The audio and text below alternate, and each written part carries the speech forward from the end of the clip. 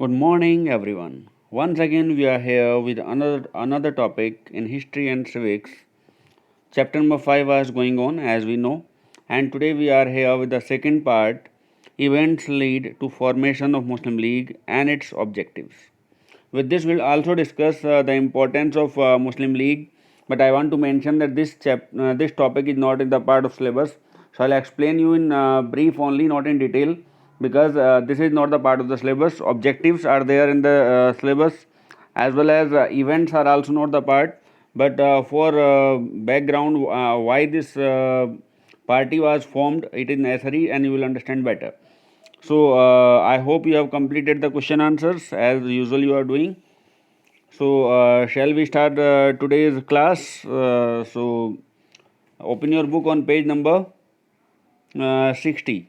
So I am going to start with the topic event leading to that formation of Muslim League. So first point in this one is given in a book, that is Hindi Urdu controversy.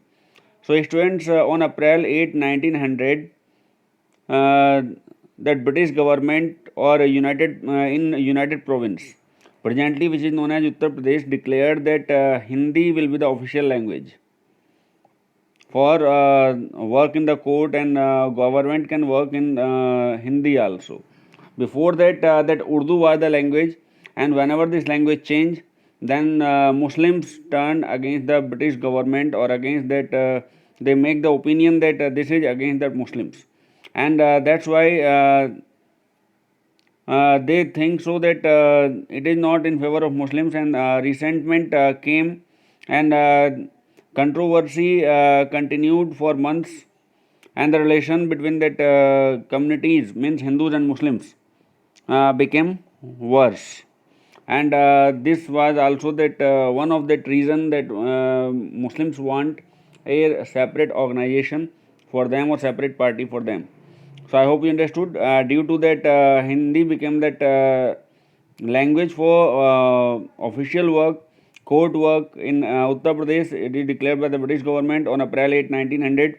So due to that, Muslims in UP became uh, aggressive, and they show their resentment, and controversies increased, or controversy rise in between Hindus and Muslims, and demand for that separate party was very strong after this Hindi Urdu controversy.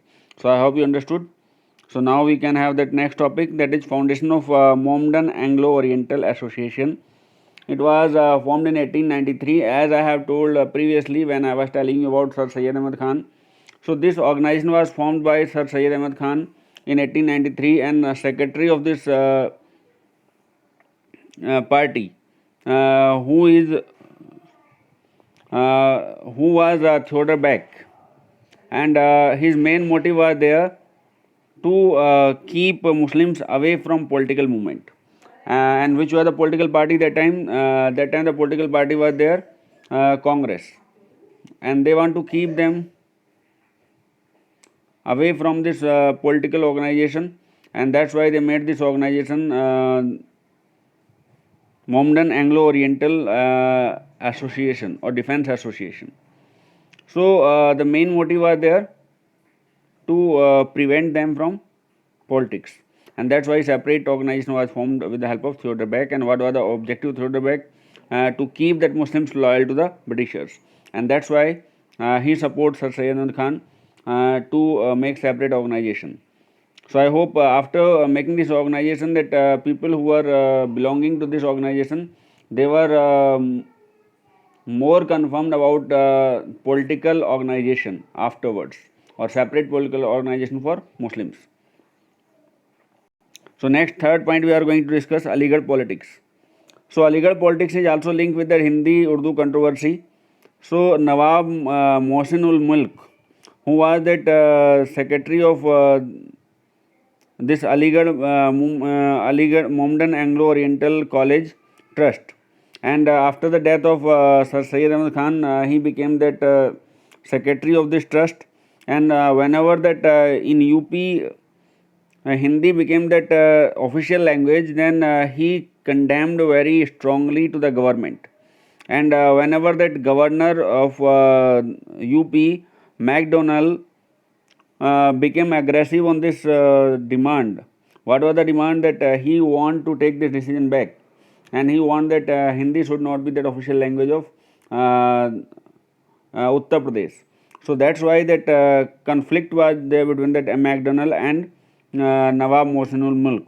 And then McDonald suggested that either he should resign from that secretaryship of the trust, or he should lead the agitation against the government.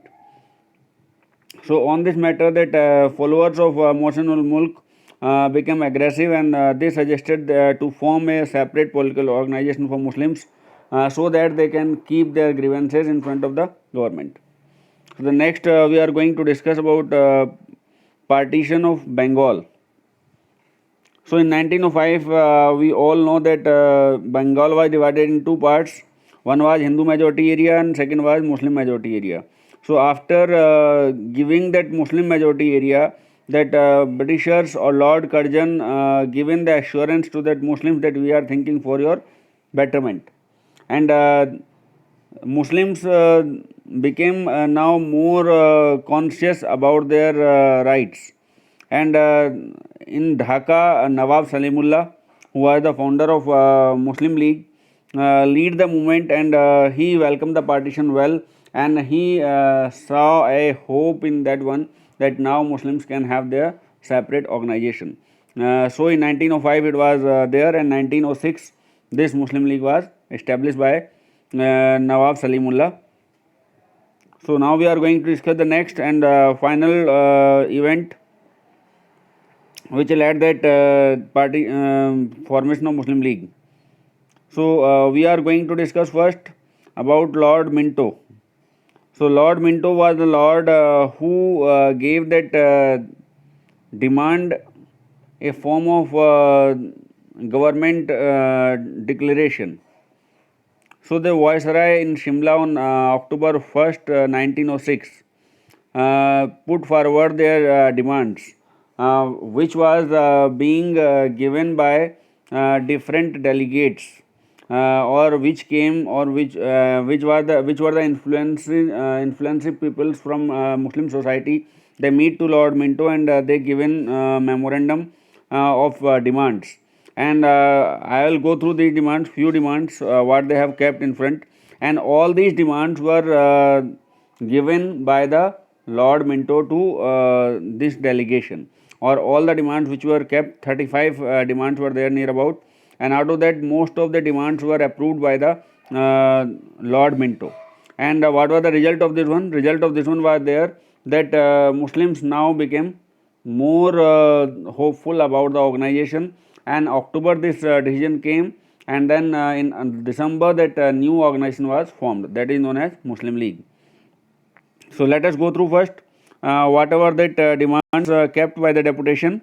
So first one, representation of Muslims in elected bodies on the basis of their political importance, not on the numeral strength.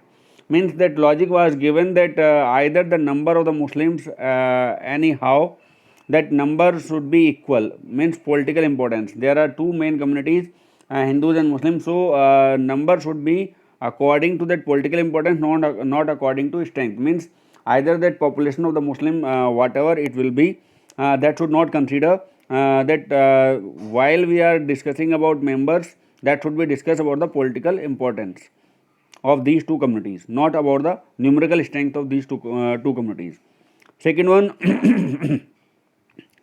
that separate electorates should be there for Muslims in the provincial council and imperial legislative councils. Means all the elections there should be separate constituency for the Muslims, where only Muslims will, should be the candidate.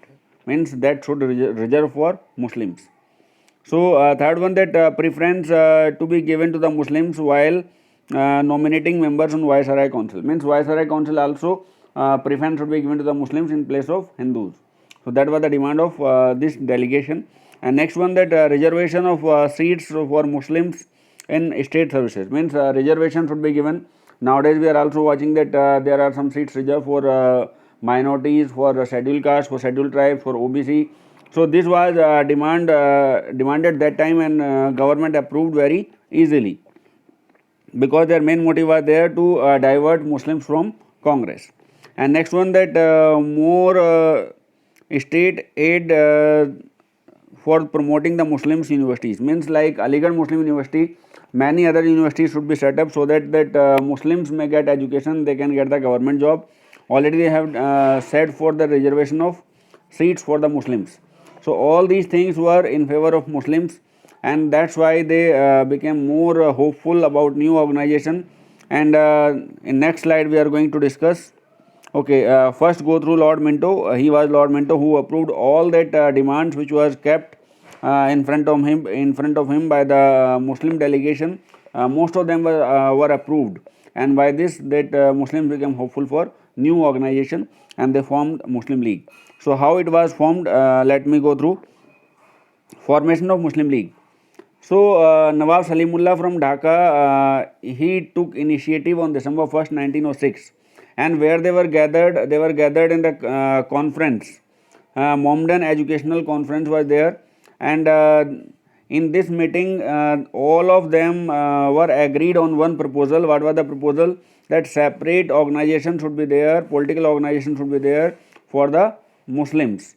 All India Muslim League should be the name, and presidentship was given to Nawab Salimullah, and Aga Khan was elected as the permanent president. So Muslim League came into the form in 1906, and Aga Khan became that permanent one till 1910, and afterwards that head office was shifted to Lucknow. Before it was their headquarters in Aligarh, and 1910 it was shifted to Lucknow. So this was that history how Muslim League was created, and which were the main events behind formation of Muslim League. Now we are going to discuss aims and objectives of the Muslim League, which is the part of the syllabus, but impact of the Muslim League is not the part of the syllabus. But I will tell you something in brief about that one also, otherwise you may have the question that it is mentioned in the book, but it is not the part of the syllabus.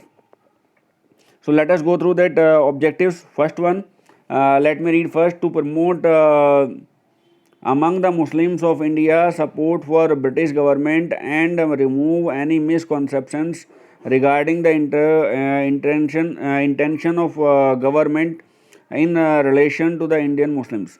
Means this all was the conversation between the Muslims as well as the government. Means this organization was made for removing the misconceptions among the Britishers and the Muslims. So this was the only motive, first and primary motive, that there should be no confusion between the Muslims as well as Britishers. So this was the first and primary motive, that Britishers are loyal, and to prove this one, this organization was formed. So second one, that to protect that advance and advance the political rights and interest of the Muslims, represents their needs and aspirations, the government in the mild and moderate language. Means they will request time by time for the betterment of Muslims. Means they will think about the betterment of Muslims in every situation. Either the mild or moderate way they can talk to the British government, but they will not be aggressive against the British government. In any case, they will be mild or moderate. Means they will humbly they will keep the issues in front of the British government, and they will be loyal to the British government.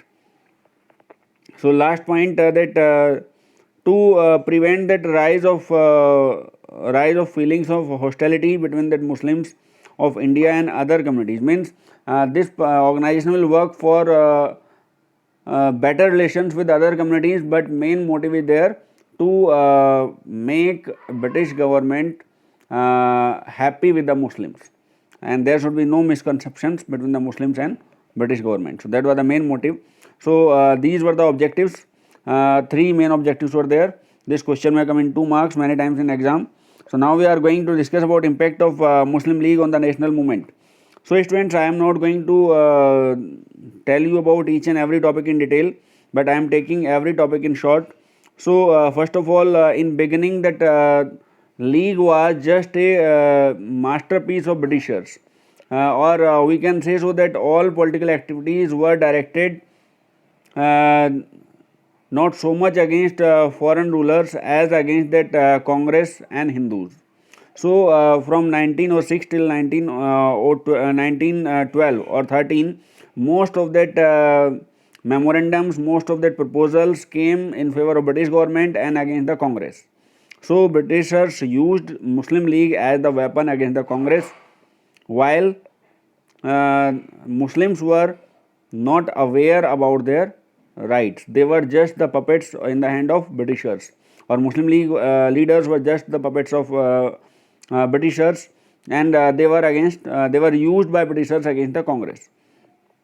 So next point is given in the book, that government support to the league. As I told that they used as a puppet, or they used as that strong weapon against the Congress. So Britishers supporting the league in starting.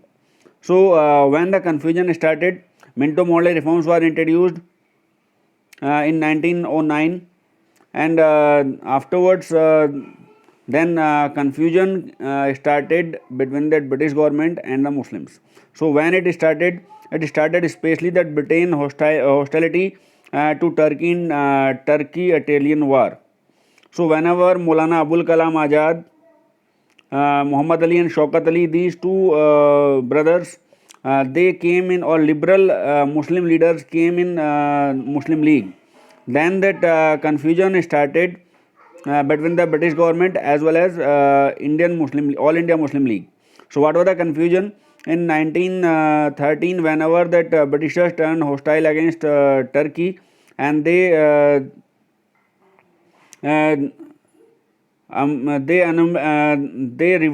revoked that partition of Bengal in 1911.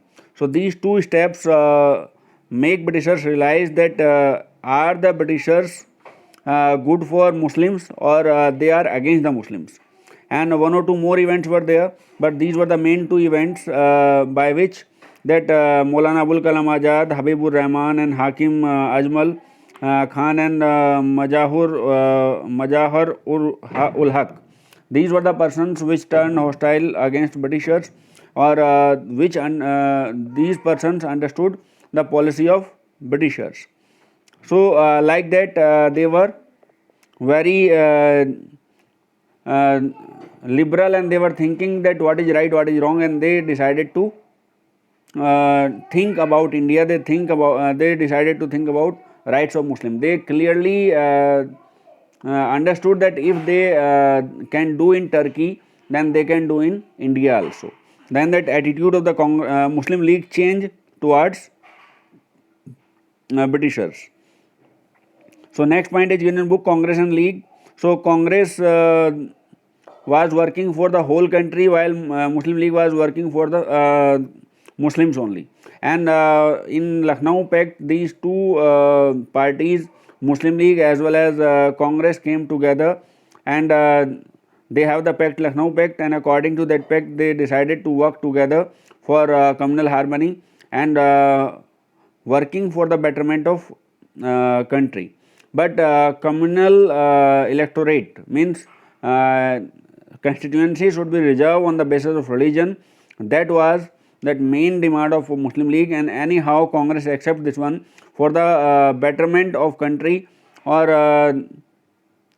but they could not accept it properly, means for time being they have understood, or they agree on that one, and afterwards what happened to the Lucknow Pact, that we will discuss afterwards. That is not the issue here. So last point I am going to discuss, that partition of country on communal lines.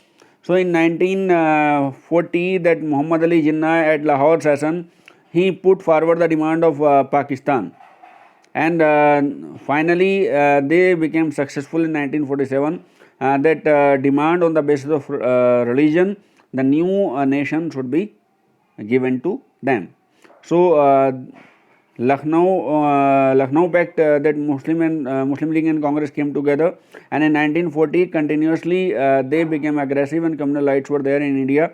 So we'll discuss it in another chapter, not here. So this was the importance of Muslim League. So I hope you understood, but I want to remind again that the importance of Muslim League is not the part of the board syllabus. syllabus is there only, that causes or factors, and then objectives of Muslim League, and formation of Muslim League. And one more thing is there, that Lucknow Pact and its significance. So next period we will discuss about Lucknow Pact and its significance. So till then, stay home, stay safe, have a nice day.